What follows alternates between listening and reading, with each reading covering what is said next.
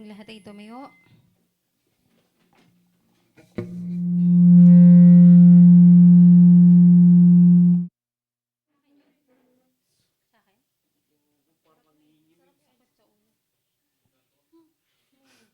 Ayan. Okay. Basahin ko yung Panaghoy chapter 3, verses 22 hanggang 26. Hmm. Sabi dito, pag-ibig mo, Yahweh, ay hindi nagmamaliw, kahabagan mo'y walang kapantay. Ito ay laging sariwa bawat umaga. Katapatan mo'y napakadakila. And then sabi sa verse 24, si Yahweh ay akin, sa Kanya ako magtitiwala. Si Yahweh ay mabuti sa mga nananalig at umaasa sa Kanya. Kaya't pinakamainam ang buong tiyagang umasa sa ating kaligtasang si Yahweh ang may dala. Tayo manalangin. Amang Diyos na makapangyarihan sa lahat, Lord, maraming salamat, Panginoon, sa umagang ito. Salamat, Panginoon, sa kapahingahan, sa buhay, Panginoon, at muli sa pribilehyo, Panginoon, na sama-sama pong kami, Panginoon, na magpuri, sumamba sa iyo, Panginoon, itaas yung iyong pangalan. At patuloy kang kumilos, Panginoon, sa kabuuan nga ng gawain namin, Panginoon. Ikaw yung mabigyan namin ng kaluguran, wala na pong iba. Salamat, O Diyos. Salamat, Panginoon. Salamat.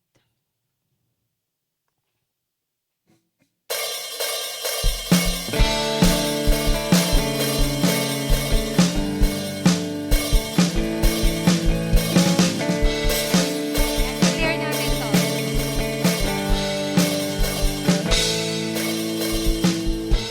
Aking mamasdan ang kalawakan, hindi ko maunawaan ang iyong dahilan kung bakit ako'y pinilimot inalagaan. Di ko kayang isipin, hindi ko kayang sukatin ang pag-ibig mo, Jesus, na iyong binigay sa akin. Salamat, O Jesus, sa pag-ibig mo. Walang ibang nagmahal sa akin na katulad mo. Salamat,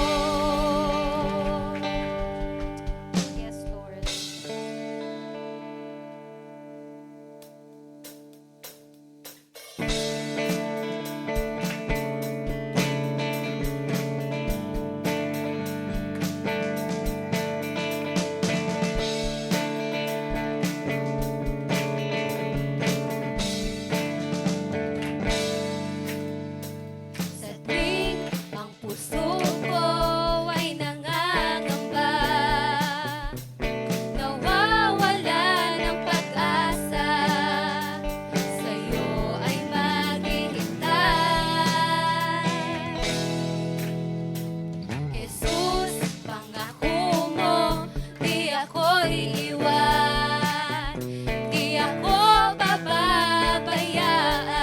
I-claim natin to. Sa tuwing bagyo, may masisilungan ako. Wala nang iba, wala kang katulad. Biyaya mo'y sapat sa bawat taon. Paglipas ng panahon, sa aking panalangin, ikaw ang tugon. Salamat, Panginoon. Buhay na walang hanggan ay aking nakamtan.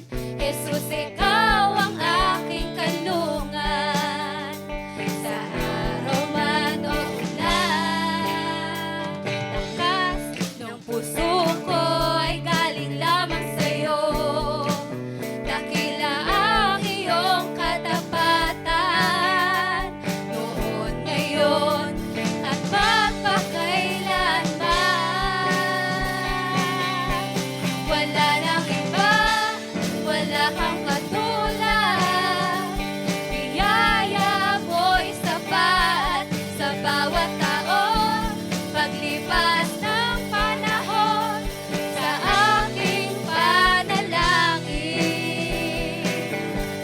wala nang iba, wala kang katulad. Biyaya mo'y sapat sa bawat taon. Paglipas ng panahon, sa aking panalangin, ikaw ang tugon.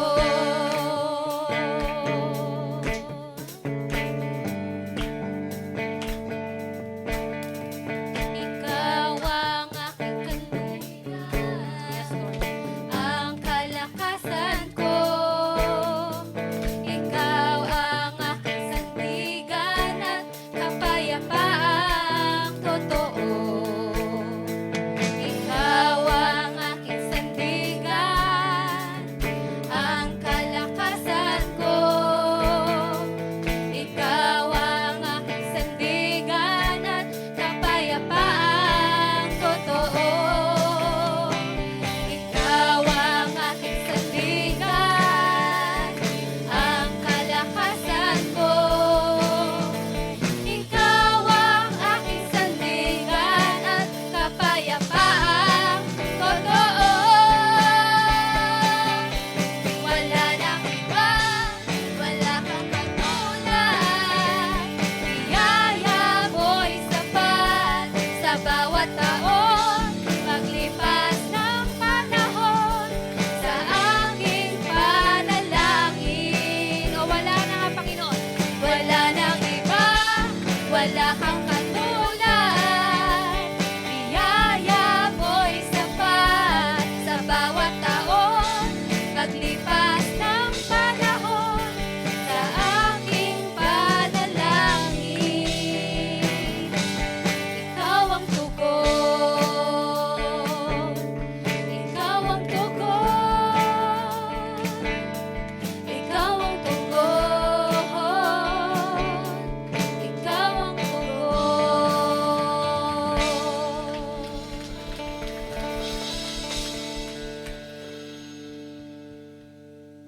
Yes, Jesus. Patuloy nga, Panginoon, na kami lumalapit sa iyong harapan, Panginoon.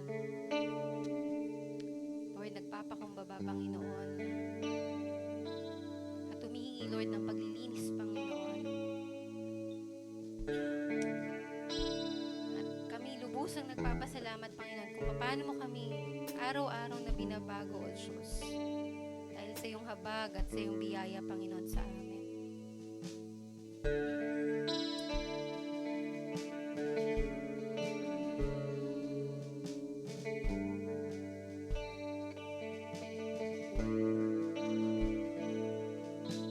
Dahil sa iyong pag-ibig,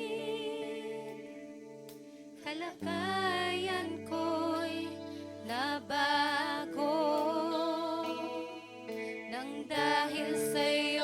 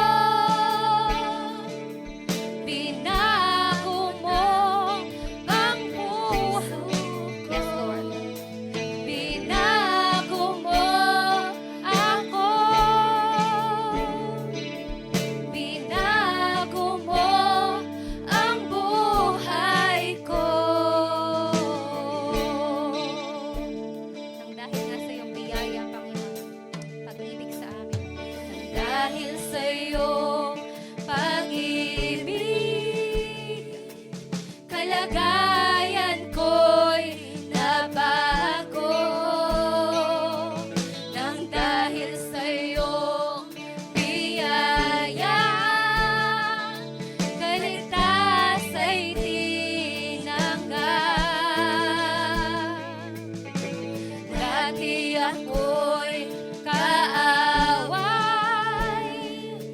nang dahil sa kasalanan. Ngunit ngayon, kaibigan, ng buhay mo'y binigay. Binago mo ako, binago ng pag-ibig mo. Binago mo ako, binago ng biyaya mo. Binago mo nga ako, Panginoon. Binago mo ako, binago mo ang puso namin, Binago mo ang puso ko. Binago mo ako, binago mo ang buhay ko. Binago mo ako, binago ng pag-ibig mo. Binago mo ako, binago ng biyaya mo. Binago mo ako, binago mo ang puso ko. Binago mo ako, binago mo ang buhay ko. Patuloy na baguhin mo. Patuloy nga, Panginoon. Patuloy na baguhin mo. Patuloy na baguhin mo.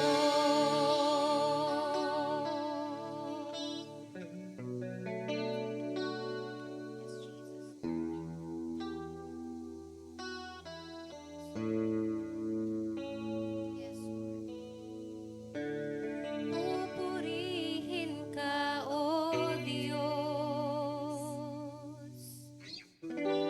Ang aming alay ay pagsamba,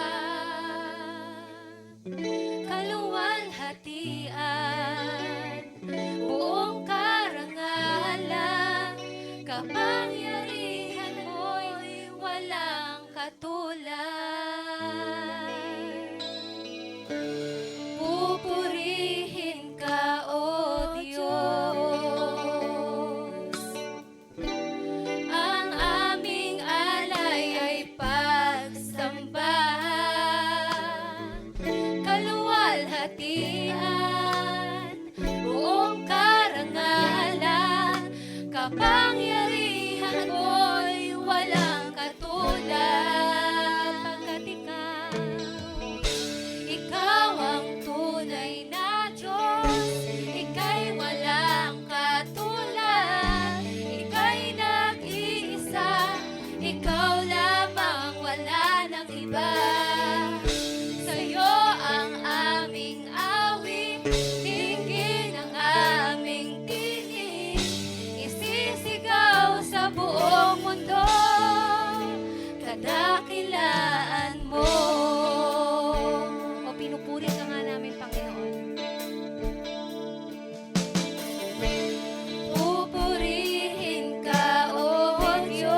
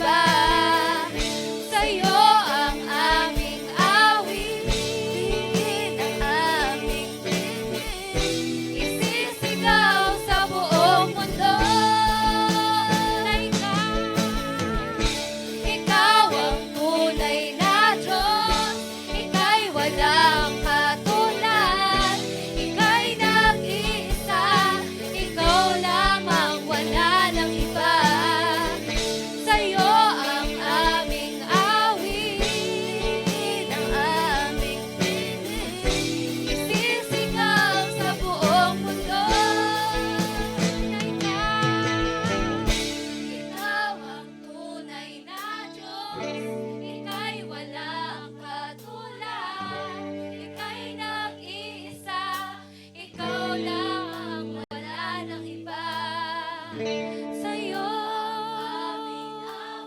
Dinggin ang aming tinig, isisigaw sa buong mundo. Isisigaw sa buong mundo. Isisigaw sa buong mundo, kadakilaan mo. At kabanalan mo. At katapatan mo.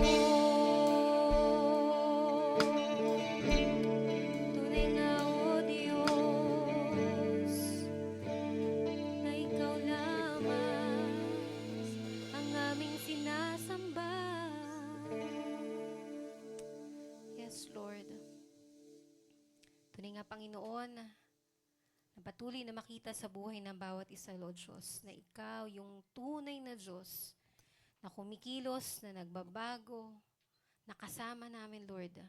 Hindi lamang tuwing linggo, kundi sa araw-araw nga, Panginoon. Salamat, Lord. Panginoon, patuloy kami lumalapit sa iyong harapan, Panginoon. Lord, nilalapit namin sarili, aming mga kasalanan, Panginoon, sa iyong harapan. Lord, linisin mo kami, Panginoon, at bigyan ng patuloy na iyong katuwiran, Panginoon, at patuloy mong gawing banal, Panginoon, sa pamamagitan ng dugo ni Kristo na nabuhos sa krus ng Kalbaryo, Panginoon, para sa kapatawaran ng aming mga kasalanan.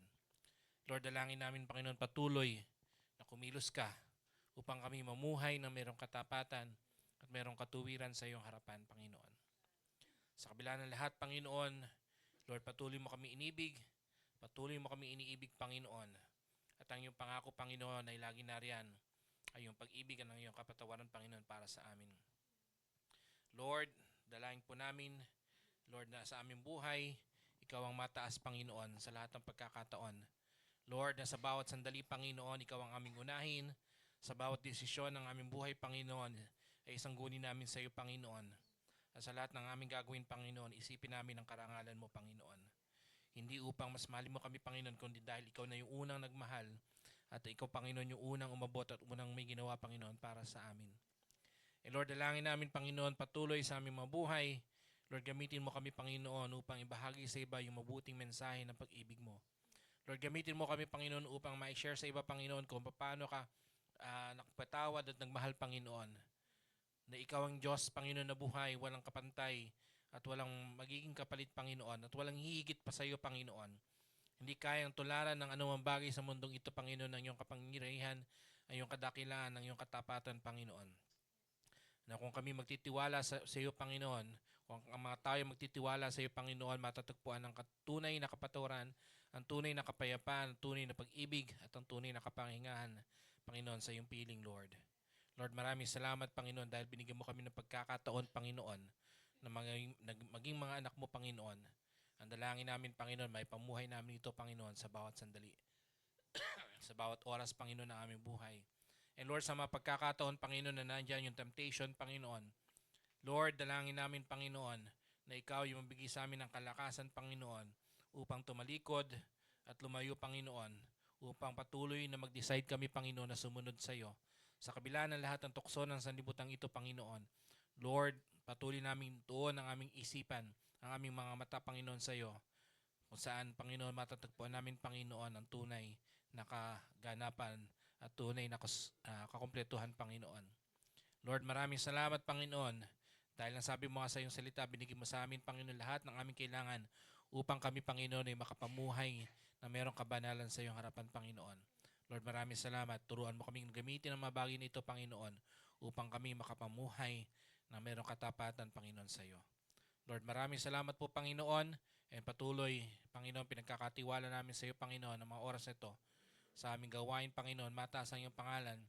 At Panginoon, higit sa lahat, Panginoon, ay patuloy, Panginoon, na magkaroon kami, Panginoon, ng pagbabago sa aming puso't isipan, Panginoon, upang kami maging katulad din ng aming Panginoong Jesus. Lord, maraming salamat po sa iyong papuri sa pangalan ni Jesus. Amen. Amen. Ako po na po kayo.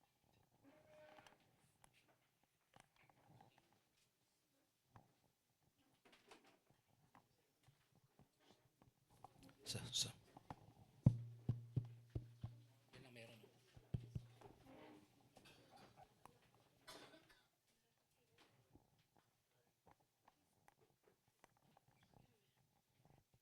Salamat sa Panginoon na kay patuloy o Diyos na tinataas po namin sa inyo. Sa umagang ito, O Diyos, ang aming mga kaloob, Panginoon, dahil alam namin, Panginoon, sa aming pagbibigay, kasama po doon yung, binigyan niyo po kami ng isang pusong may kasiyahan.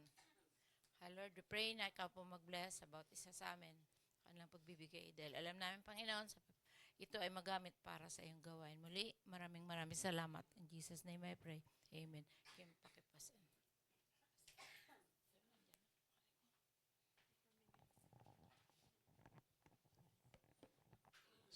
So. Sound check.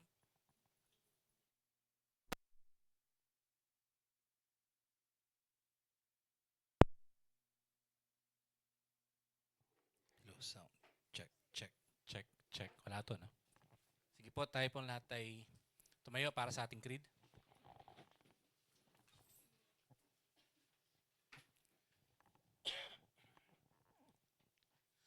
Basahin po natin lahat. 1, 2, 3, go.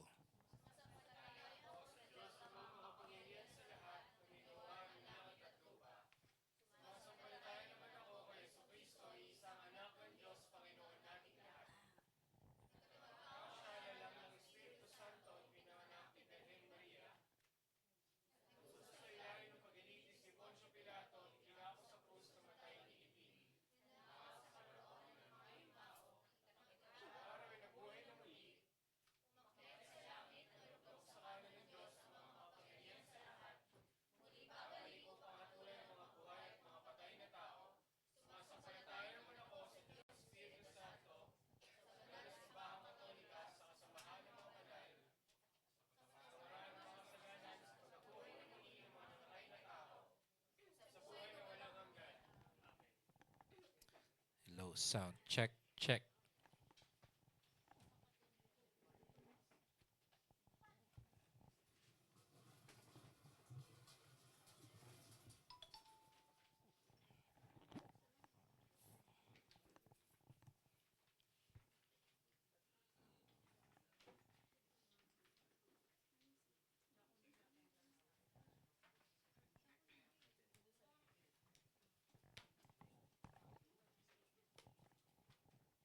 Peng, cellphone mo.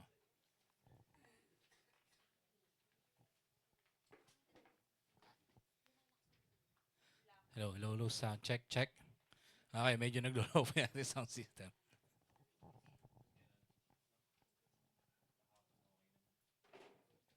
Okay. So, bibigay na yung ating fake Yamaha. Fake pa more. Samantala lang kasi. Okay, mukhang wala tayong choice. Mukhang may kailangan tayo, may kailangan tayo prioritize. Okay. So, mamaya may emergency meeting ang council. Okay, so good morning po. Yan, so Happy New Year uli. Okay, so buong taon tayo mag-Happy New Year. Sa buong buwan pala, buong buwan. Sorry naman. Buong taon, excited na. And tubig. Kahit ano, stable na tasa.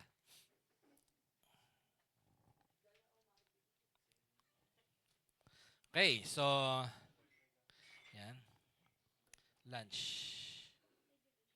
Mike, pa-start nga nung PPT ko.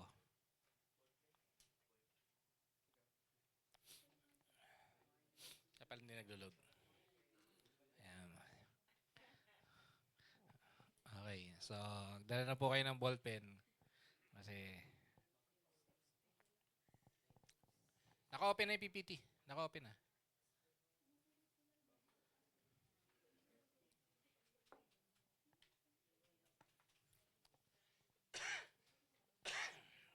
Okay.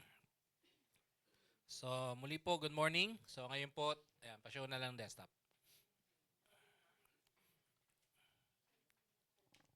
Okay, so nasa series pa rin po tayo ng new dahil bagong taon. So, pag-usapan po natin ang mga bago. Okay, sa last week, pinag-usapan po natin ang ating bagong buhay kay Kristo, a new life in Christ. So, hindi lang tayo in-improve, hindi lang tayo improving this year, o hindi lang tayo improving dahil kay Kristo, we are a new creation. Tayo ay bago. Hindi na tayong luma, tayo mabago ng nilalang. So, even though minsan, 'di ba, sa ating pamumuhay, hindi naman instant, 'di ba? Pero unti-unti dapat nakikita sa atin yung bagong buhay na binigay sa atin ng Panginoon. Isa sa mga bagay na usual na ginagawa every New Year ay mga New Year's resolution. So para ngayon hindi na gaano no. Parang nagsawa na rin sila, 'di ba? Hindi ko alam sa school. 'Di ba? Sa school niyo ba pinaggawa pa kayo ng ano New Year's resolution niyo? 'Di ba? So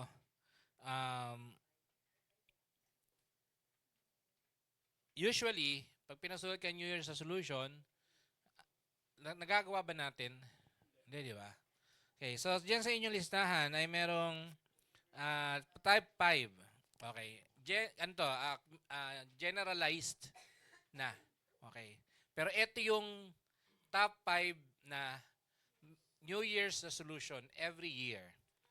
So, syempre, una dyan, improve physical health. Magda-diet na ako. Di ba? Matutulog na ako maaga. Di ba? Kakain na ako ng masustansya. I will eat healthy this year. Di ba? So, iwasan ko ng junk food. Iwasan ko ng sobrang tatamis. Iwasan ko ng ice cream. Iwasan ko ng soft drinks. Di ba? Iwasan ko ng milk tea. Di ba? So, yan yung number 1. Health. Di ba? To be physically healthy. Di ba? Number 2, mag-iipon. Di ba? Magtitipid na. Hindi na ako bibili ng kung ano-ano. Di ba?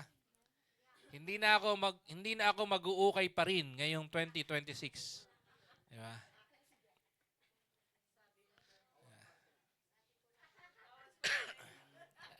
Di ba? Hindi na ako magmi-milk tea pa rin ngayong 2026. Hindi na ako bibili ng midnight snack pa rin. Di ba? So, gusto nating mag-ipon. Gusto nating magtipid. Di ba? Mag-i-invest ako. Di ba? So, sa Shopee. Sa TikTok at sa Lazada. Di ba? Nagmamakdo sa madaling araw. Sino ba yun? Napainom na lang ng tubig. Pangatlo, personal growth and self-improvement. Di ba? Mag-aaral ako ng bagong skill. O, di kaya i-improve ko yung skill ko ngayon. Mag-aaral akong mabuti. Di ba? I-improve ko yung aking sarili this year. Di ba? De-develop ko yung aking talents. Di ba?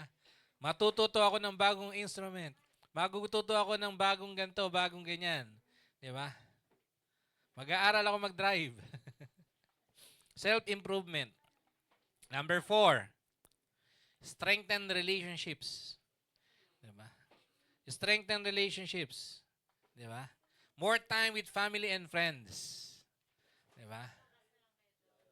More time with family and friends. Yan, usan na lang. Jibilin. Okay. More time with family and friends. Yan, sabi nila. So, diba? Reconnect with old friends. Diba? With old relatives, diba? Yung mga pinsan, tsuhin na hindi mo na nababati, diba? Reconnect, strengthen relationships. Diba? And then kasama sa strengthen relationships, tanggalin yung mga toxic na relationship, diba? Connected yan doon sa dulo, mental and emotional well-being.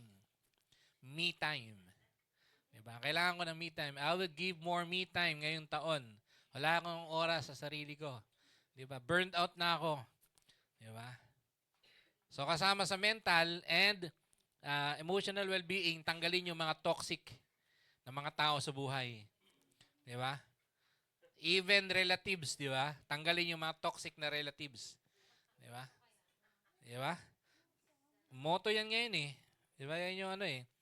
So, yan yung top 5 na general na New Year's resolution every year. Di ba? At kung titingnan mo, di ba? Di ba? Yan naman nangyayari talaga, di ba? Yan yung mga binibigay gusto natin mangyari. Tama, mali. Ano mo masama? Di ba? Masama bang maging physically healthy? Hindi naman. Dapat nga eh. Di ba? Masama bang mag-grow financially? Hindi. Di ba? Masama bang magkaroon ng personal growth? Self-improvement? Wala. Di ba? Maganda nga yun, di ba? Matuto ka mabagong skills. Di ba? Masama bang patibayin yung mga relationships natin? Sa mga kamag-anak, kaibigan? Hindi. Di ba? Masama bang magkaroon ng maayos na mental and emotional well-being? Okay lang. Di ba? Mainang na yun, di ba? Yung stable ka pag-iisip mo. Parang pangit eh. Yung okay ka mag-isip, stable pag-iisip eh. No? Di ba? Walang masama sa mga bagay nito. Di ba? Di ba? So, ang nakakalungkot, di ba? After ng 1 month, hindi nga umabot ng 1 month eh, no? 1 week lang eh, di ba? Yung New Year's resolution mo, goodbye na. Di ba? Tapos na. Nakapagpasa ka na ng New Year's resolution mo sa teacher mo, okay na yun. Di ba? Tapos na. Para bang magically, at the end of the year, di ba? Mangyayari lahat. Di ba? Wala eh. Why? Kasi ano to? Self-effort. Di ba? Nakapokus sa sarili mong energy. Di ba? Yung New Year's resolution natin ay nakadepende sa ating personal, human, self, di ba? Will, power. Na hindi nito kayang baguhin kung sino tayo. Diba? Katulad na pinag-usapan natin last week. Hindi, ang pagiging Kristiyano o anak ng Diyos ay hindi lang siya self-improvement. Hindi ka lang mas bumait, hindi ka lang mas nawalan ng kasalanan. Hindi. Kay Kristo, we are a new creation. Diba? Yung New Year's resolution, it can produce just temporary change sa buhay natin. Di ba? Kaya mag-diet? Yes, kaya mag-diet. Naranasan namin for almost 1 or 2 years. No, honestly, di ba? Pumayat? Pumayat. Ang laki ng binabantimang namin doon. Ang laki ng i-difference. Di ba? Pero, ang problema, pag willpower lang, di ba? Pag willpower lang, payat na daw kasi, kaya kumain ulit. Di ba? Pag willpower lang, walang mararating, di ba? Pwedeng tumigil, di ba? Di ba? Nag-ipon kami ng 50 pesos. Lahat ng 50 namin, hindi namin nagasta. Nalagyan namin sa... Lahat ng 50 pesos na mahawakan namin, hindi namin gagasasin yun. Iniipon namin yun, meron kami pinaglalagyan. Diba? Nakaipon kami. Ang problema, hindi namin natapos. Diba? After ko magkasakit, and then kahit na after nun magkasakit, hindi na rin nagastos, no? Wala na rin ng konti, ng tuloy-tuloy, di ba? Sabi nga natin sa Tagalog, di ba? Ningas kugon.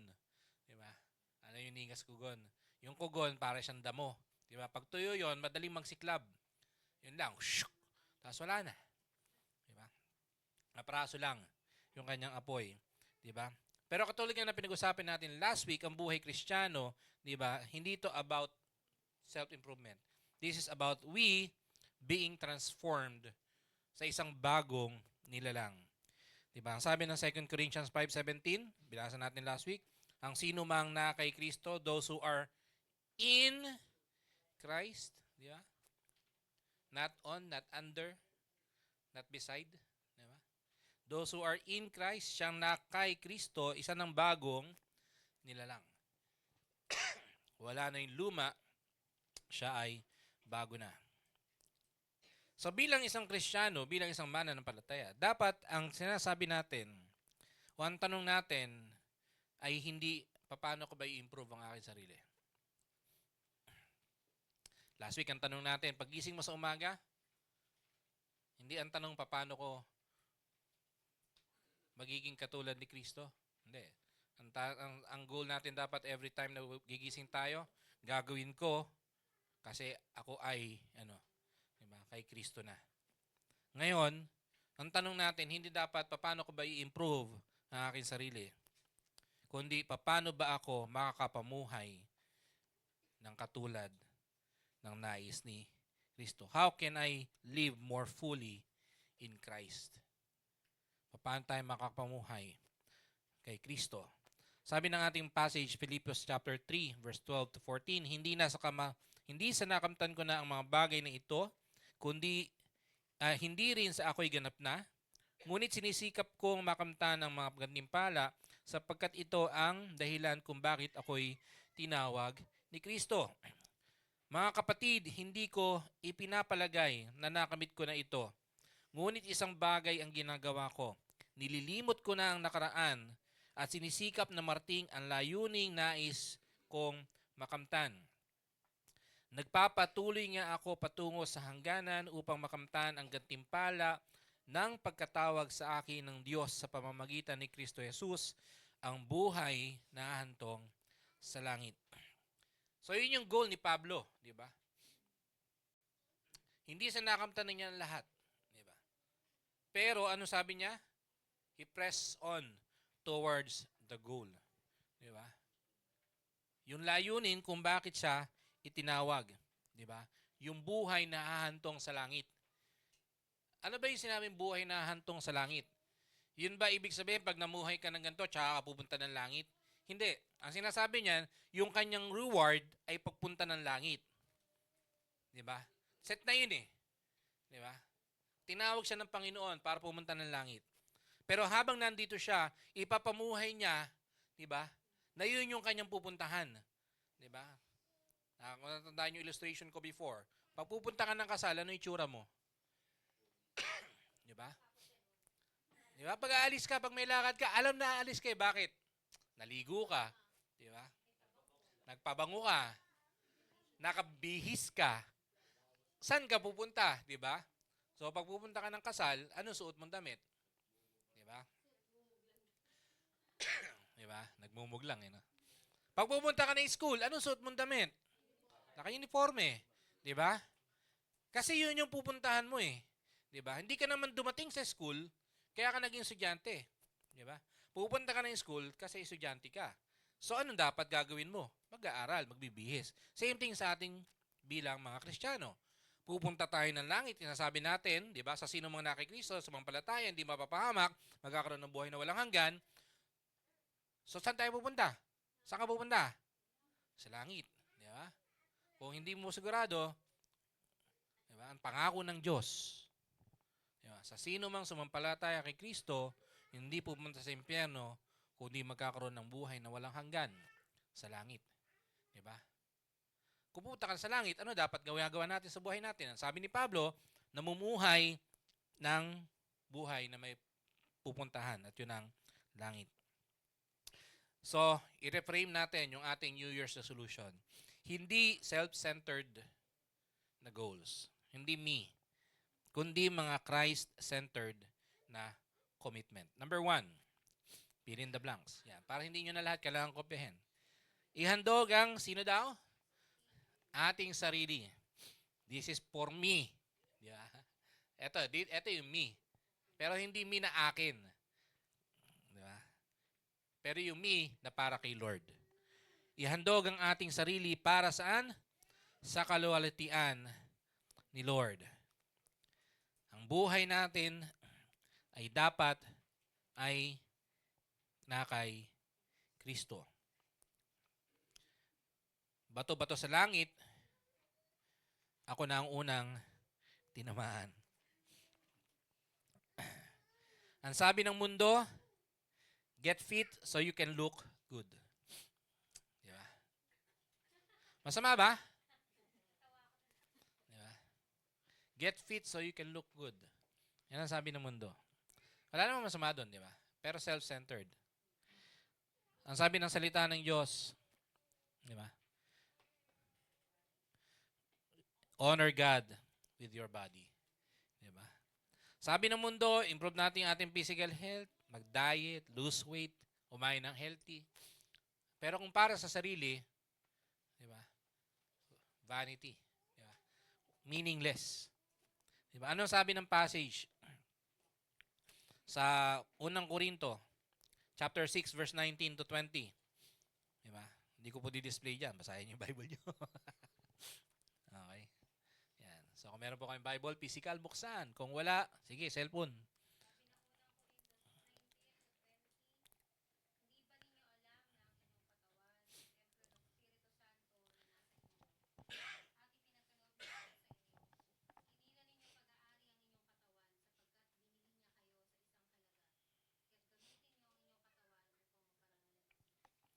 Hindi ba niyo alam na inyong katawan ay templo ng Espiritu Santo na nasa inyo at pinagkaloob ng Diyos sa inyo?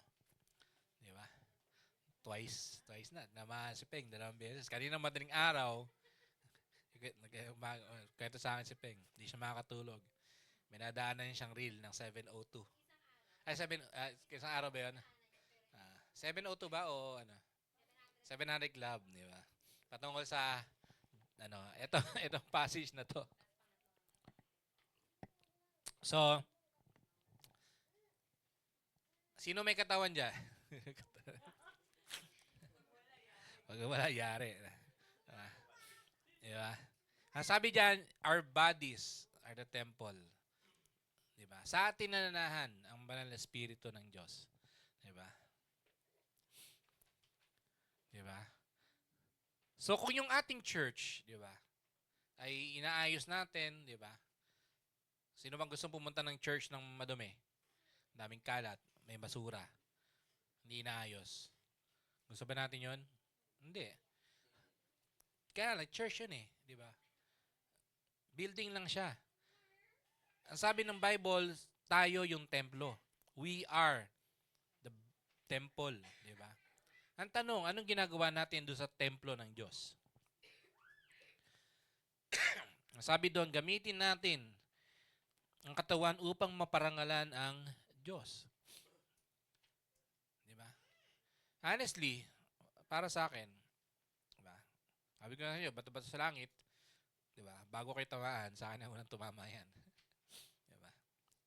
So, doong time na kami nag-diet at kami pumayat, walang problema ang pagod. Diba? Nakakayuko ako, diba? Naabot ko yung baba sa hig. Diba? Hindi naipit yung tiyan ko. Nakakalakad ako, nakapagbuhat ako ng mga kailangang buhatin. Diba? Hindi ako hinihingal. Diba? Pero dun sa sukat ng katawan ko ngayon, at noon, before kami mag-diet, diba? Katulad kanina, kailangan kayo mo ko. Mag-iyo ko, pigil lang hininga. Diba? So, ang hirap kumilos. Diba? So, we want to serve God. Diba? Gusto maglingkod.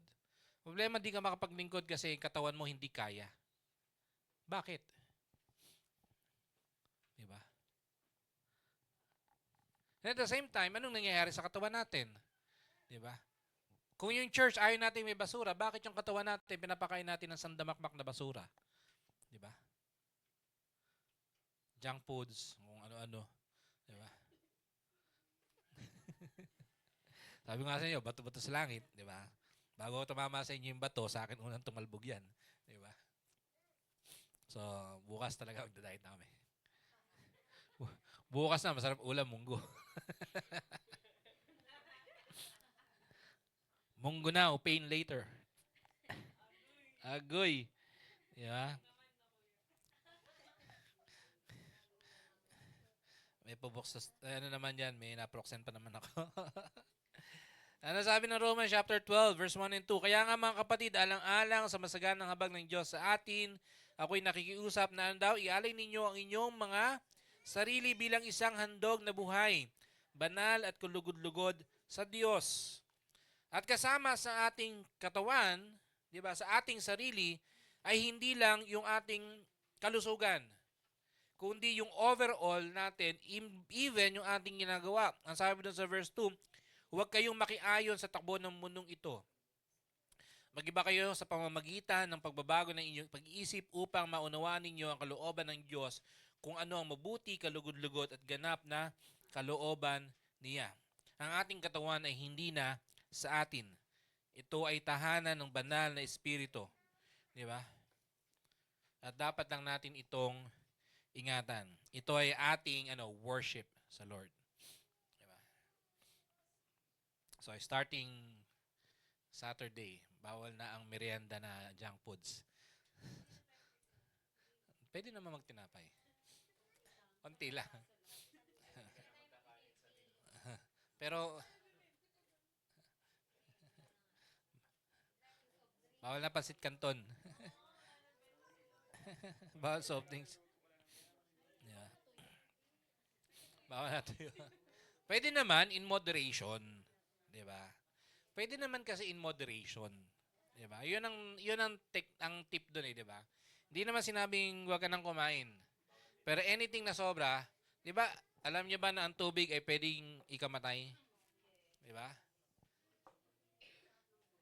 Kung merong dehydration, merong overhydration. At maraming tao nagsasuffer sa overhydration. Dahil doon sa konsepto ng kailangan mo ng tubig, kailangan mo ng tubig. Alam mo kung kailan mo kailangan uminom ng tubig? Pag nauuhaw ka. Yan.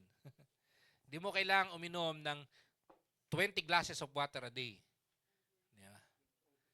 Why? Kasi pag overhydrated ka, overfunctioning din ang iyong kidney. Di ba? Pag ihi ka ng ihi, ibig sabihin yung kidney mo, trabaho ng trabaho, at pag trabaho ng trabaho, yung kidney mo, ano mangyayari doon? Malalaspag. Di ba? Hindi rin maganda yung ihi ng ihi. Di ba? Unless na lang, di ba, merong kailangang tanggalin na tubig sa katawan mo. Di ba? Pero normally, hindi ka dapat mayat-maya umiihi. Di ba? Tapos, pag overhydrated ka, pwedeng malason yung katawan mo. Di ba? Sa tubig. Di ba? Maraming hindi nakakalam kasi laging tinuturo lang, inom ng tubig, inom ng tubig, inom ng tubig. Uminom ka ng tubig pag nauuhaw ka. Di ba? Pag nagugutom ka, uminom ka muna ng tubig konti. Baka uhaw ka lang. Di ba? Hindi solusyon ng kain sa gutom. Di ba? Minsan isip mo lang. Di ba? So instead na maging goal natin is to be physically healthy so I can look good, 'di ba? Ang goal natin ay ingatan ang ating katawan para sa Lord because this is my offering sa Lord, 'di ba? Wala naman tayong pwedeng ibigay sa kanya maliban sa ating sarili na sa kanya din naman nanggaling. 'Di ba? Pinagkatiwala sa atin ito ng Panginoon. Ano dapat nating gawin? Ingatan. Kasi ang sabi doon sa Korinto, hindi na ito sa atin. 'Di ba? Ang ating katawan, binili na. 'Di ba? Ni Kristo ng kanyang buhay. Number 2, maging mabuting tagapamahala ng blessings ni Lord. 'Di ba? Bato-bato sa langit. Dami ko ng kaltok kay Lord. Maging mabuting tagapamahala. Diba? Be faithful stewards of God's blessings and resources.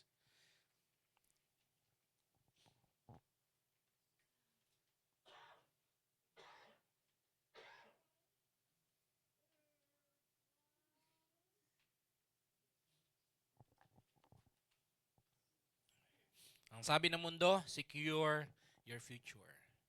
Mag-ipon. Grow financially. Save more money. Diba? Magbawas ng utang. Mag-budget ng maayos. Kailangan meron kang emergency fund. Diba? May mga tips dyan. Emergency fund, vacation fund, gantong fund. Diba? Ukay fund, milk tea fund. Diba? Pang top up sa ML fund. Wala namang masama doon. Diba? Kami nga, nag-ipon ng 50.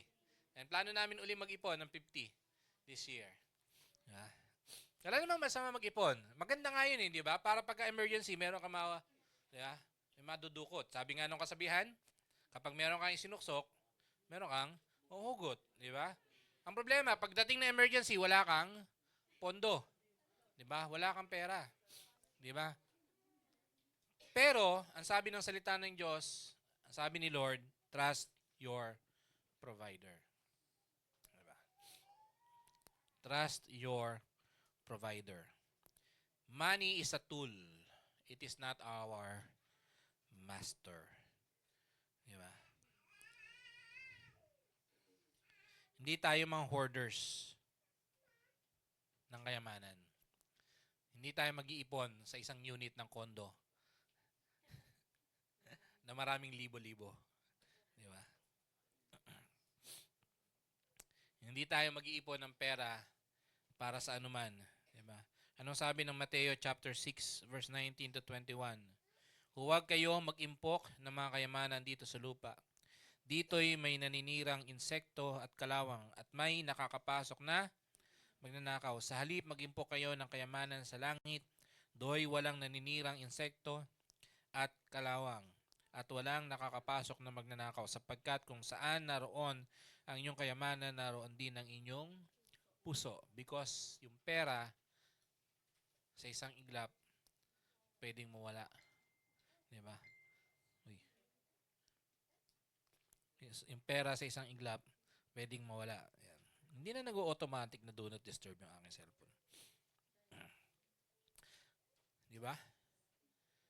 Alala ko yung isang estudyante sa PTS. Di ba? Nasunugan. Sila BJ.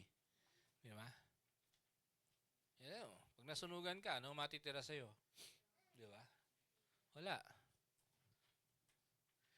Pwede kang manakawan. Di ba? Alala ko nung nandun kami sa taas nung nakatira. Diba? Nanakawan kami. Pasok kami doon. Diba? Buti na, wala kami pera. Kare-resign ko lang sa trabaho noon. Lahat ng pera namin, binili namin ng paninda. Doon sa tindahan, kami nag-manage noon. So, yung pera lang sa wallet ay 300 plus. Yun. So, tapos yung cellphone, nawala yung isa, yung keypeng.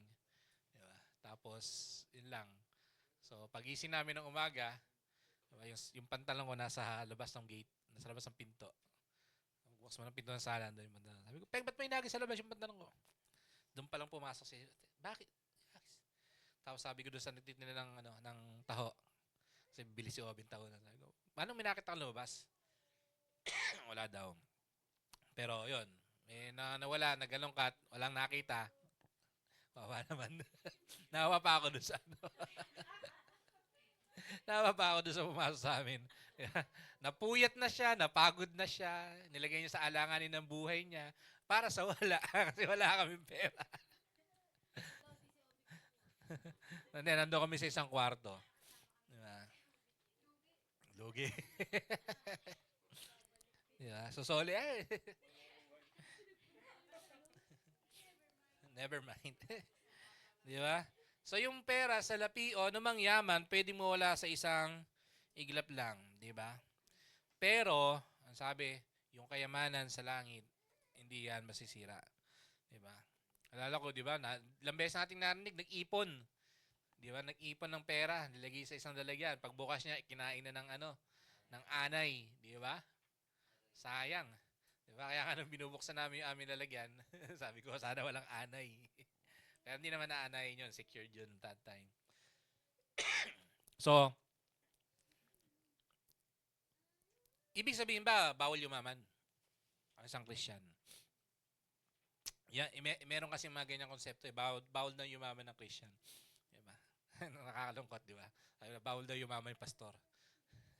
Pag yung member mayaman, pinagpapala. Pag yung pastor nagkakapera, kurakot. Di ba? May mga ganun tao eh. Di ba? Walang masamang yumaman. Di ba?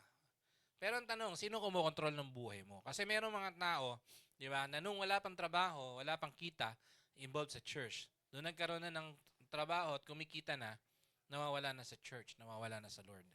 Diba? Parang yung kwento, di ba? Lumapit yung isang kabataan sa pastor. Pastor, papray naman kasi kailangan trabaho. Pinag-pray. Lord, bigyan mo ng trabaho si ganito. Si brother. Nagkatrabaho si brother. Hindi na nag-church. Natapos yung kontrata. Lapit uli ka, pastor. Pastor, pag-pray nyo naman. Kailangan ko po ng trabaho tapos yung kontrata ko. Sabi ni Pastor, sige. Lord, wag niyo po siyang bibigyan ng trabaho, Lord. Bakit? Kasi nung nagkatrabaho siya, nawala siya sa church. Di ba? Tapos, nung nawalan siya ng trabaho, susulpot siya sa church. Di ba? So, exaggeration yun, syempre. Di ba? Pero, ang tanong, sino nagdidikta ng buhay mo? Kasi may mga tao na para lang sa pera, willing makipag-compromise. Di ba? Willing makipag-compromise. Di ba? May mga tao, di ba, na maraming ipon, pero hindi nagbibigay para sa Panginoon. Di ba? So, ang sabi doon, trust your provider. Di ba? Sinong provider mo? Pwede kang mawala ng trabaho anytime. Naalala ko, kahapon ba yun, nag-check ako ng memories sa Facebook. Diba? Nabasa ko. 2010, nag-resign ako sa call center. Pwede ako nagkakamali. 2011 naman, nung without any without any consultation, tinanggalan ako ng access doon sa company. Tapos, yun, hindi na renew yung contract. Meron kasing accusation na hindi naman tama, pero hindi ako tinanong. Diba? So, yung kaisipan ng galing sa ibang empleyado, nabanggit ko lang, ang nangyari, inilaglag ako ng tao na yun. Naging sa akin galing. Diba? So, sabi ko, pero doon sa post, nabasa ang nakalagay doon, diba? Yun man ang nangyari, pero pinatunayan ng Diyos kung paano siya mag-provide. Diba? Kung paano nag-provide si Lord. Diba? Kasi kung nakaasa tayo, diba, sa trabaho, history, siguro, iba alam na to. Nung kami po'y bago mag-asawa ni Peng, so syempre, galing seminary, wala pa namang trabaho. So nag-apply ako sa isang factory ng manok. Hindi, katayan ng manok. Binubuo yung manok sa factory. Gawaan ng katayan ng manok sa Pulilan. Pulilan ba? Hindi, Pritil. Somewhere doon doon. Pulilan nga. So, malaki yun. Nagdadala sila ng mga, alam niyo, mga nabibiling manok na bonus sa SM. Doon ang gagaling. So, malaki yung factory. So, ang application ko doon, line supervisor. Kasi meron akong may backer ako. Supervisor na yung churchmate ko dati doon. So, line supervisor dapat. Ang problema, malabo mata ko. So, sabi nung interviewer sa akin, hindi ka pwedeng maging line supervisor. Kasi, details eh. Kailangan makita mo lahat ng nakasulat. Kasi, check mo yung lumalabas, pumapasok. Diba? So, nangyari, wala akong choice. Sa loob ako ng freezer.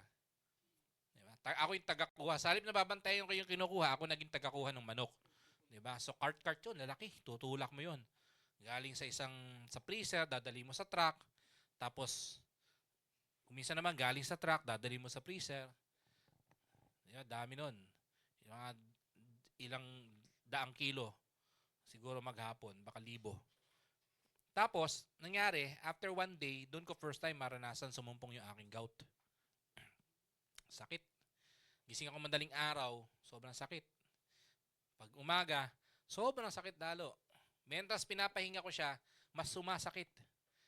Kung sa mga nagka-gout na, di ba, alam niyo pakiramdam. Kung di pa, huwag niyo nang pangarapin. Huwag niyo nang hintayin. Di ba? Hindi siya masarap. Diba? So, siyempre, paano pa ako babalik? First day ko ng trabaho, kinabukasan sa second day pa lang. Gandang impression naman, di ba? So, nag-text ako doon kay, doon sa kakilala ko, kay Sir Dodong. Sabi ko, Sir, hindi na ako makakabalik kasi sobrang sakit ng paa ko. Wala, hindi tuloy. So, yung text ko kay April, text pa noon text. Wala pang chat. Wala pang Facebook noon. Wala pang galing internet noon. So, yung text ko kay April noon, so talagang nagsa-self-pity ako. Di ba? Sa self-pity ako kasi syempre, dapat ako mag-provide. Ganto. Di ako makapag-provide. Di ba? Pero God, di ba? God is a source of blessing and He is our provider. Di ba? After twice kong mawala ng trabaho, or pangatlo technically, ang decision namin ni April ay ito. Hindi ako tatanggap ng kahit anong work pag may pasok ng linggo. Wala. Akong tatanggaping work kahit ano. Ang daming offer sa akin, call center, supervisory position na sa call center kasi ilang taon din ako nagtrabaho sa call center. Ang dami na. Ang daming tumatawag sa akin, di ba? Na mga offers. May taga GMA pa. Actually, sa ABS-CBN, muntik na ako magtrabaho doon, di ba? Hindi artista.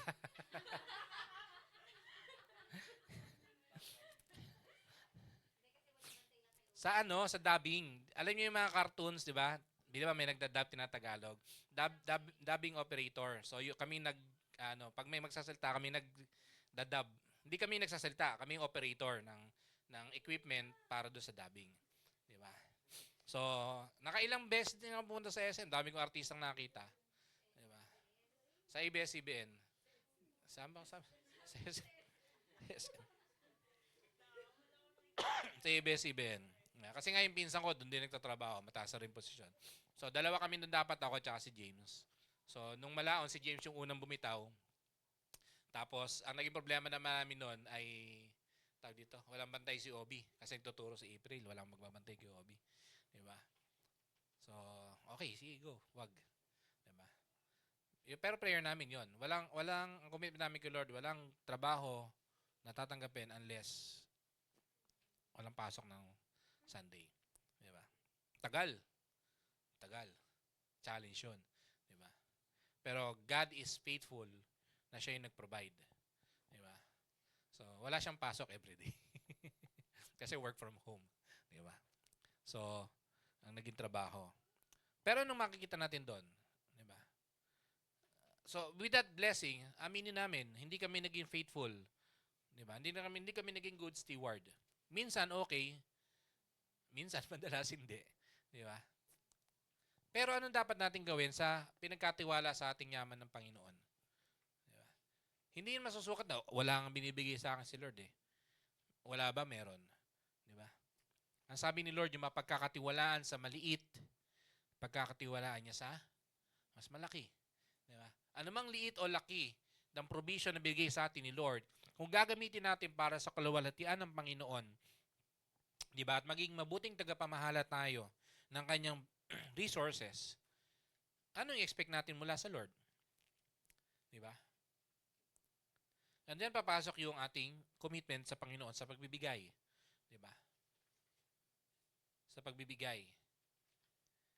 Hindi tayo nagbibigay kasi para magkapera yung church. Diba?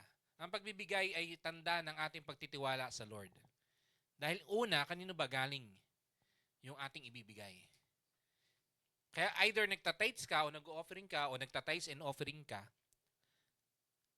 saan mo dapat kinukuha yan? Sa tira o sa una? Sa una, bakit? Kasi ito bibigay ko sa Lord kasi ang titiwala ako sa Lord, di ba? Una, blessing to kay Lord. So dapat kong isoli sa kanya yung una. And then sa pagbibigay ko na to, dahil inuna ko siya, nagtitiwala ako sa Lord na yung natira, hindi ko alam kung kasya to o hindi man to magkasya, bahala na si Lord. Di ba? Kasi in the first place, siya naman yung nagbigay nito. Kung mapaparangal lang ko siya, sino bang magpo-provide? Di ba? And yun yung katotohanan na sinasabi ng Biblia. Mapagkakatiwalaan sa maliit, mapagkakatiwalaan sa malaki. Di ba? Kung nasaan ang treasure mo, nandun yung puso mo. Di ba? Kung nasaan yung yaman para sa iyo, nandun ang puso mo. Di ba? Ang sabi sa Kawikaan 3:9, parangalan mo si Yahweh sa pamamagitan ng iyong mga kayamanan at mula sa iyong mga pinakamainam na ani, siya ay iyong handugan. Diba? So, ang goal natin, hindi lang mag-ipon. Diba? We save for a purpose. Diba? Hindi para lang sa ating sarili, kundi para sa Panginoon. Diba? Be responsible. Diba? Ang dami mong nabibili. Diba? Pero para sa Panginoon, wala kang naibibigay. Diba? It's a question ng ating puso. Number 3. Lumipat ba? Hindi. Diba? Yan. Lumipat ba? Nawala. Yan. Maging katulad ni Kristo, hindi self-improvement lang. Di ba? Yan. Okay. So, ayaw lumipat ng aking kodigo. Reconnect lang ako. Maging katulad ni Kristo, hindi self-improvement lang. Ano ba yung self-improvement? Yan, nag-crash na. Ano ba yung self-improvement? Yung pinag-usapan nga natin kanina, di ba? So, improve yung ating sarili. Wala naman masama mag-improve di ba? Maganda yun, di ba? Umaayos ka, di ba? Yung pag-aaral mo, inaayos mo. Yung pagtatrabaho mo, inaayos mo. Di ba? Yung mga relationship mo, inaayos mo. Di ba? Nag-aaral ka ng mga bagong skills. Dati di ka marunong maglaba, ngayon naglalaba ka na. Dati di ka marunong maligo, ngayon naliligo ka na. Dati di ka marunong manligaw, ngayon konti na lang. Here comes the bride na. Diba?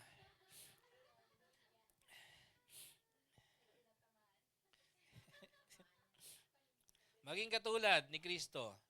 We pursue Christ-like growth. Hindi lang siya self-improvement. Ang sabi ng mundo, be the best version of yourself. Di ba? Hindi naman masama eh. Actually, ina-advise nga namin yan sa inyo, di ba? Be the best version of yourself. Be the best you. Di ba? Pag-usapan ng pag-ibig, do not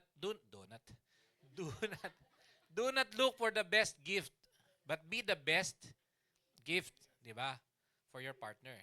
Di ba? Do not look for the best gift na magiging partner mo. Do not look for the best partner, but be the best partner, di ba? Para sa iyong magiging kabiyak. Walang masama, di ba? To improve, to be the best version of ourselves. Pero, sabi ko nga, limitado lang yan eh. Ang pwede mong marating. Di ba? Ang sabi ng salita ng Diyos, be conformed to Christ. Di ba? Alam mo man lahat ng bagay, alam mo lang lahat, kaya mo mag-construction, kaya mo maghalo ng semento, kaya mo mag-design ng bahay, magkabit ng kuryente, di ba? Magkumpuni ng sasakyan, mag-program ng application, di ba? So, habang naghahalo ka ng semento, meron ka tabing laptop, naghahalo ka tapos napo-program ka, di ba? May ginagawa kang app, di ba? Di ba? Di ba? O di kaya sa araw, construction worker ka, pagdating ng gabi, VA ka, di ba? So, wala, di ba? Wala nang tulugan, di ba? Tatag mo naman, kapatid, di ba? Sabi nga, ano mo saysay na marating mo man, makamit mo man lahat ng bagay, kinamanan sa mundo, kung ang kaluluwa mo naman pupunta ng impyerno. Pero at the same time, sa ating mga Kristiyano, na sinasabi na natin, pupunta naman ako ng langit di ba? Di ba? So ano sabi? Sa binasa natin passage kanina, hindi sa nakamtan ko na ang mga bagay na ito. Okay, konting background. Sino ba si Pablo? Di ba? So pag nag-aral ka, meron kang preschool, elementary, senior high, elementary, junior high, senior high, ngayon, di ba? Tapos college. Di ba? So usually pag college, okay nga na. Pero kung gusto mo pang medyo mag-pursue, anong gagawin mo? Mag-masteral ka. Di ba? Mag-masteral ka. Para medyo umangat ang posisyon mo. Di ba? Pagkatapos ng masteral, pag talagang seryoso ka sa karir mo o di ka doon sa isang field, anong gagawin mo? Mag-doctorate ka. Di ba? Di ka kukuha ka ng sandamakmak na certification. Di ba? Lahat na lang ng acronym sa IT, meron kang certification. Di ba? Lahat na lang ng certification na pwede mong kunin, kinuha mo na lahat. Di ba? Dahil mo pa ang expert sa pagka-expert. Di ba? Ang tanong, anong saysay ng lahat? Si Pablo, isa siyang Doctor of Theology. Di ba? Si Pablo ay Doctor of Theology. Expert siya pagdating sa kautusan. Hindi lang theology, Doctor of Law. Di ba? Yung kautusan ng Old Testament. Kabisado niya. Bihasa siya doon. Di ba? Pero anong sabi niya? Hindi sa ako'y ganap na. Di ba? Actually, doon sa ibang verse, ang sabi ni Pablo, ano? Tinuturing kong lahat ng ito ay ano? Skubala. Diba? Skubalon. Sa Tagalog, poops. Lahat ng kanyang nakamit, lahat ng kanyang naabot, lahat ng kanyang narating ay parang dumi lang, as in literal, excrement, dung, para sa kanya. Di ba? Why? Di ba? Ang sabi niya, ang sinisikap kong makamtan ang gantimpala sapagkat ito ang dahilan kung bakit ako'y tinawag ni Kristo. Hindi ko ipinapalagay na nakamit ko na ito. Ngunit isang bagay ang ginagawa ko. Nililimot ko ang nakaraan at sinisikap na marating ang layuning nais ko makamtan. Ano yun? Nagpapatuloy nga ako patungo sa hangganan upang makamtan ang gantimpala ng pagkatawan sa akin ni Kristo. Sa akin ng Diyos sa pamamagitan ni Kristo Jesus, ang buhay na hantong sa langit. Again, pagtatranslate natin sa madaling salita, ano ba yung buhay na hantong sa langit? Yun yung buhay na naka-align sa Panginoon. Di ba? To be like Christ. Anong sabi niya? Hindi ko tinuturing na lahat to. Lahat to ay basura para sa akin. Di ba? Pero anong kanyang goal? Ang makilala ko si Kristo. To know Christ and to experience, di ba, yung kapangyarihan ng kanyang kamatayan at muling pagkabuhay. Di ba? So tayo tinawag ng Diyos para saan? Sabi ng Colossians 1:10, makapamuhay kayo ng karapat-dapat at kalugod-lugod sa Panginoon. Sasagana sa lahat ng uri ng mabubuting gawa at lalawak ang inyong pagkakilala sa Diyos. Ano daw ang goal natin? Makapamuhay ng karapat-dapat at kalugod-lugod sa Panginoon. To be like Christ. Diba?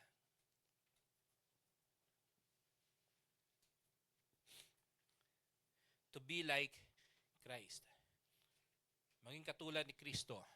Ang unang tanong, gaano natin kakilala si Kristo? Ano ba yung mga dapat nating gayahin sa Kanya?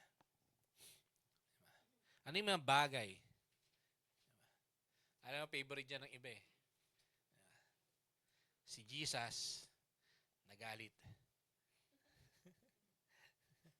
Doon sa temple, di ba? Nagalit si Jesus. Diba? Tinumba lahat ng mesa, pinalayas yung mga tao. So justified yung pagiging magagalitin. Diba? Kasi Jesus nagalit. Justification ng mga iyakin, Jesus wept. Be like Christ, Jesus wept. Hindi yon, di ba? Ano sabi ng Philippians chapter 2? Maging katulad tayo ng kaisipan ni Kristo. Anong kaisipan na meron si Kristo? Bagamat siya'y likas sa tunay na Diyos, hindi niya pinagpilitang maging kapantay ng Diyos. Anong ginawa niya? Iniwan niya ang kanyang trono, etc., etc. Di ba? Yung kanyang sacrifice. Iniwan niya yung kanyang trono. Nagpakumbaba. Naging masunurin. Diba? So, kung katulad natin ng kaisipan si Kristo, ano dapat meron tayo? Dapat marunong tayong magpakumbaba. Dapat tayong, masunurin. Diba? Maging masunurin. Tayo dineclare na banal ng Diyos. Kaya dapat tayo mamuhay ng may kabanalan. Hindi natin sasabihin na na mag-improve lang tayo. Be the best us. We will be the best us by being like Christ. Diba? Magiging the best tayo na version ng ating sarili kung yung version na yon ay yung version ni Jesus. Diba? Yung Jesus version. Not Marvin's version. Diba? Not Obi version. Diba? Kasi yung version ko, palpak. Sablay. Diba? Yung version natin, palpak, sablay. Kahit anong gawin mong revision dyan, diba? Sa iyong sariling version, i-revise mo man yan ng sandamakmak, lagi yang merong sablay. Lagi merong palpak. Ang the best version ay yung Jesus version. Diba? To be like Christ. umibig at ayusin ang mga relationships alang-alang kay Kristo. Di ba? Strengthen relationships. Sa paanong paraan? Di ba? Yung mga pasaway, yung mga toxic, tanggalin sa buhay. Di ba? And then, ang i-strengthen mong relationships, yung okay ka. Yung goods ka. Di ba? Pero anong sabi? Di ba? Love and restore relationships. Alang-alang kay Kristo. Di ba? Forgive as Christ forgave you.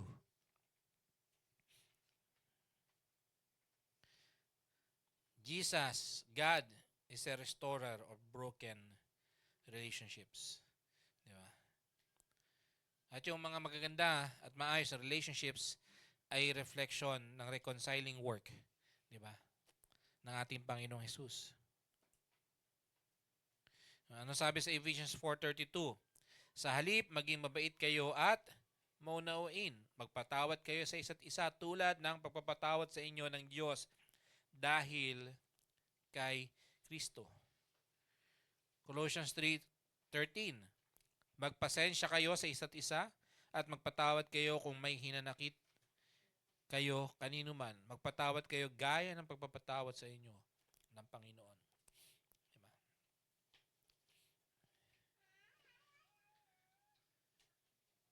So our goal in life, diba, is to learn to love, forgive, and serve. Diba? Yun yung ating goal para sa ating kapatid. Diba? Ang utos ng Panginoon, diba? Love one another. At dyan mapapakita nyo na kayo nga ay mga tagasunod ko. Diba? So, ibigin natin ang bawat isa, hindi lang dahil okay sila. Diba? Hindi lang dahil okay silang kasama, hindi dahil masaya silang kasama, hindi dahil binibigyan ka ng problema. Diba? Much more dun sa mga tao, diba, na tinatawag nating toxic sa ating buhay. Love your enemies, ang sabi ng Panginoon. Ibigin natin ang ating mga kaaway. Diba? Siyempre, yung love, yung pinatawad, hindi ibig sabihin, o pinatawad ka na siya, pero wag ko lang siya makita. Hindi yun. Hindi yung pagpapatawad. Diba? Hindi yung love. Diba? Sinabi ba ni Lord, pinatawad na kita, huwag ka lang magpapakita sa akin. Hindi ganun. Di ba? Ang pag-ibig ng Diyos, ang pagpapatawad ng Diyos, kung matatandaan nyo yung message ni April. Di ba? So, ang pagpapatawad ng Diyos, di ba? Hindi niya ibabalik sa iyo. Hindi siya historical, di ba? Hindi hysterical, historical na, hysterical pa. Di ba? Hindi inuungkat ang nakaraan para isumbat, di ba? Kundi puno ng grasya at ng habag, di ba? And kung naranasan mo yung klase ng forgiveness, na katulad ng forgiveness ng Panginoon, di ba? Sino tayo para hindi magpatawad? Di ba? Di ba? Naranasan ko 'yan, 'di ba? Yung klase ng forgiveness, 'di ba, na hindi naman ako dapat patawarin, 'di ba? Pero naranasan ko yung kapatawaran, 'di ba? And especially sa Panginoon, 'di ba? So, ang sabi ng Panginoon, forgive, love, and serve. 'Di ba? Mahirap? Mahirap. Jesus nga namatay sa krus para pakita sa atin yun eh. Di ba? Mahirap. Pero we deny ourselves. Di ba? Kung naniniwala tayo na hindi na tayo nabubuhay sa ating sarili, kung naniniwala tayo na tayo mga bago ng nilalang, at tayo na kay Kristo na, then, di ba, mamumuhay tayo na mayroong kapatawaran para sa ating kapwa. And last, manahan sa kapayapaan ng Diyos at mamuhay sa pananampalataya. Rest in God's peace and walk by faith. Sabi ng mundo, be in control. Take charge of your life. Diba? Mental and emotional well-being. Buwasan ng stress sa buhay. Diba? Balance. Pursue peace and happiness. Ang sabi ng salita ng Diyos, trust the sovereign God. Magtiwala tayo sa makapangyarihang Diyos. Ang tunay na kapayapaan ay hindi nagmumula sa kawalan ng problema sa buhay. Hindi. Paano mo malalaman na mahaba pasensya mo? Pag marami nang bubisit sa'yo. O sige. Nung pumasok kayo sa lugar na ito, paano nyo nasabi na kaya kayong buhatin ng upuan na yan?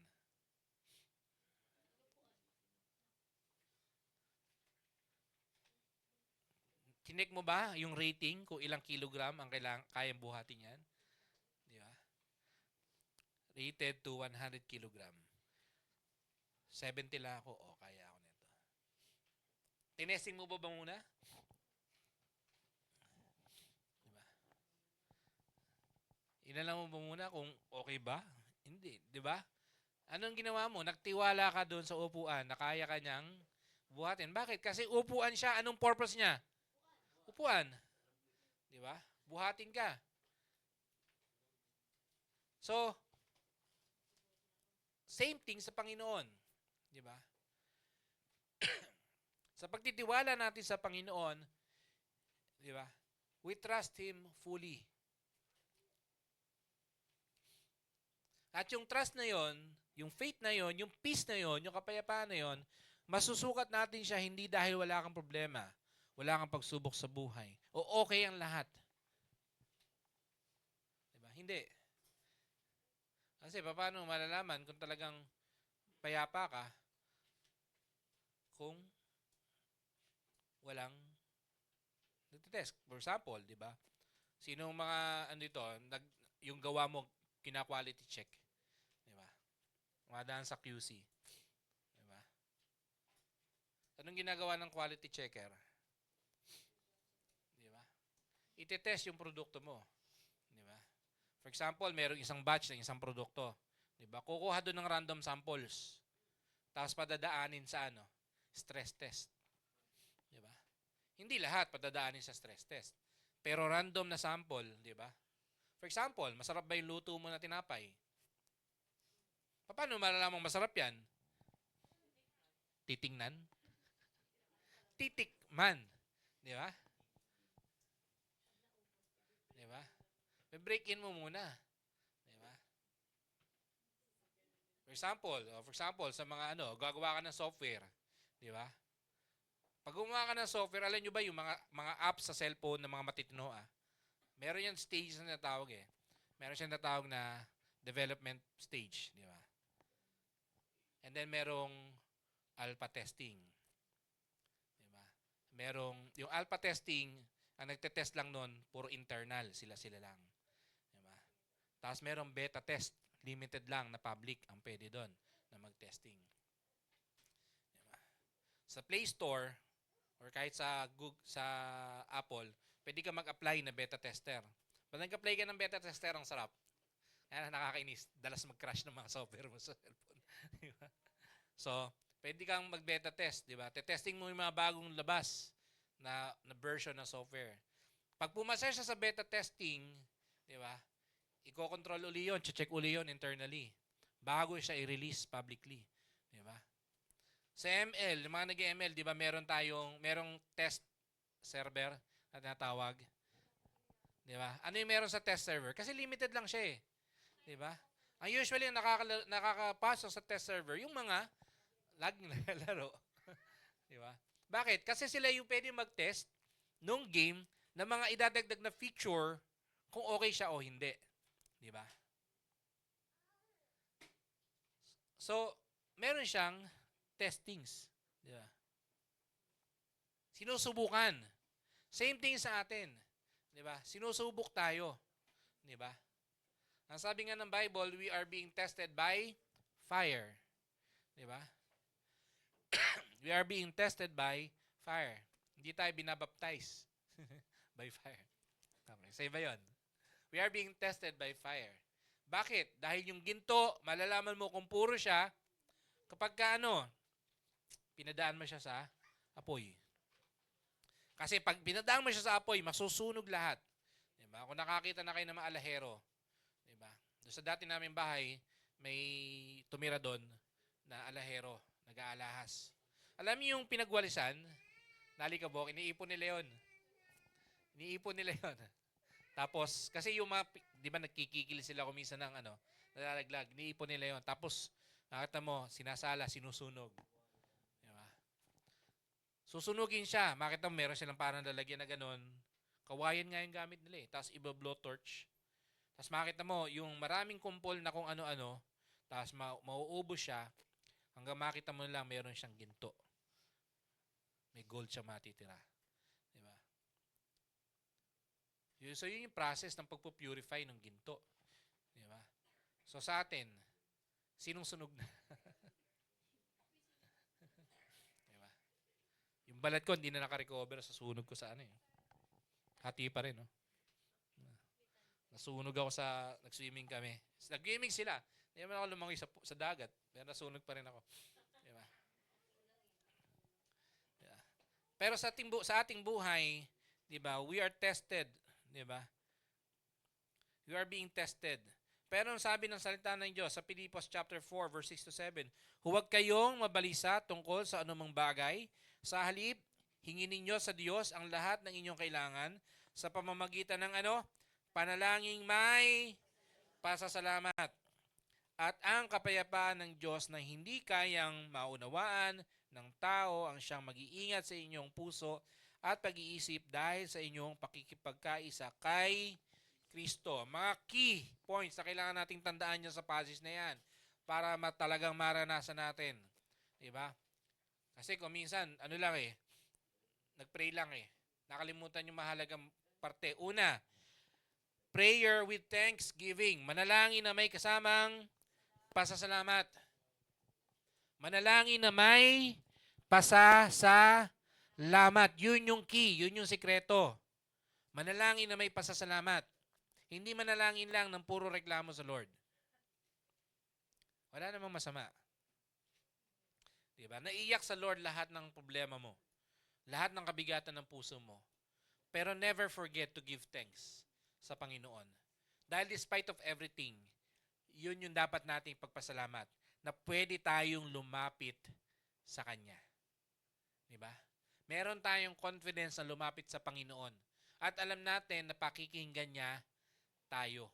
At alam natin na tutugon siya ayon sa Kanyang dakilang plano, ayon sa Kanyang kalooban. Pangalawa,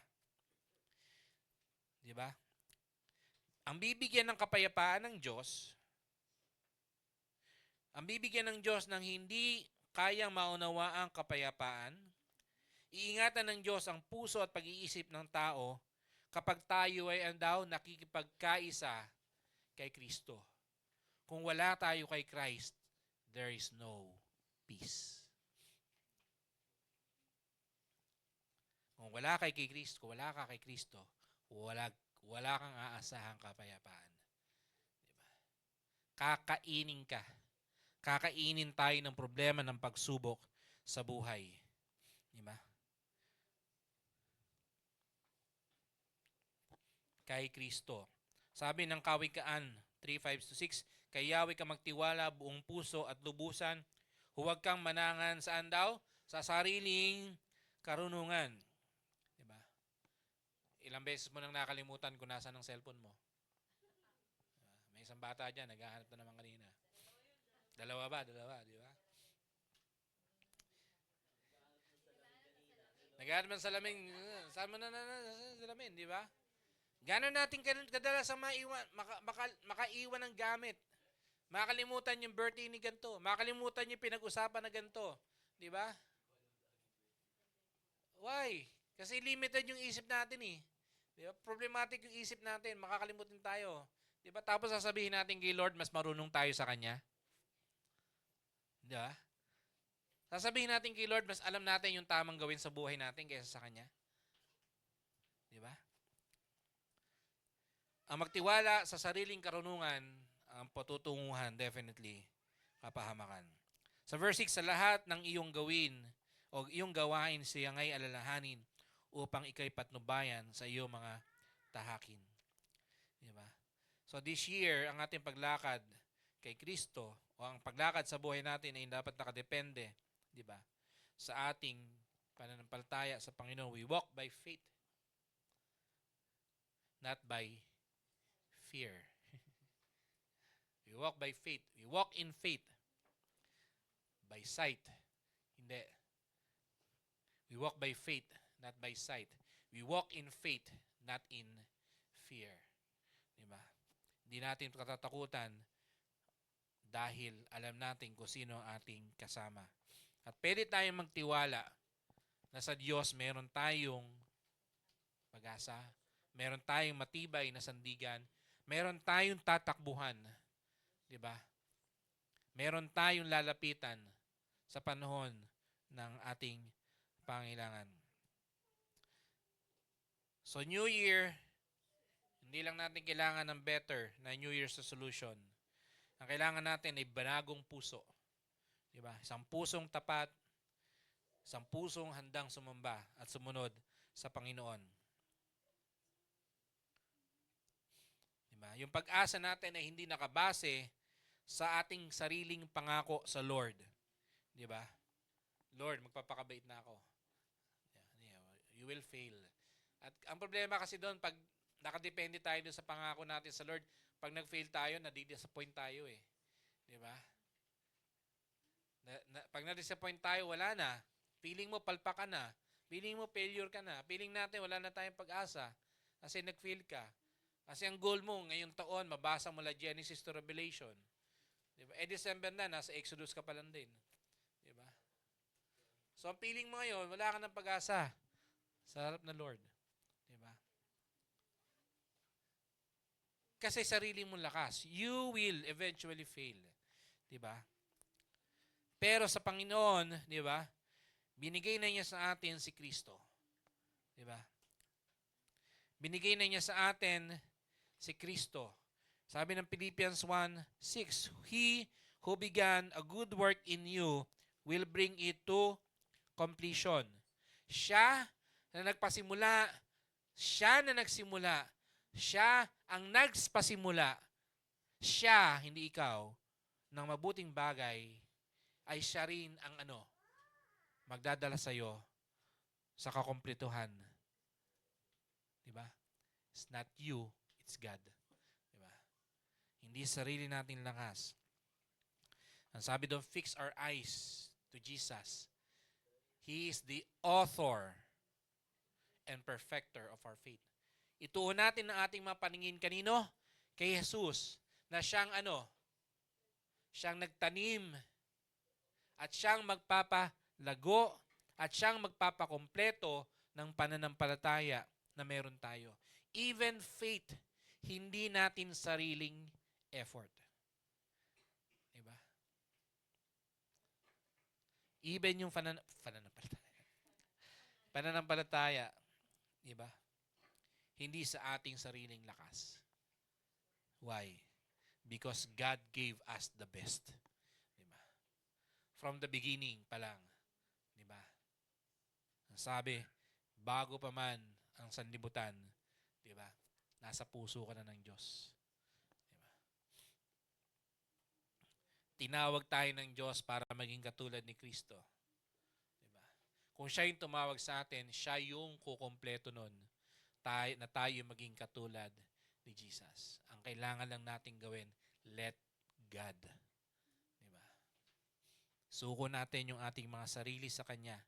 Diba? Dahil siya na yung unang nagmahal sa atin. Siya na yung unang nagbigay ng lahat-lahat sa atin. Diba?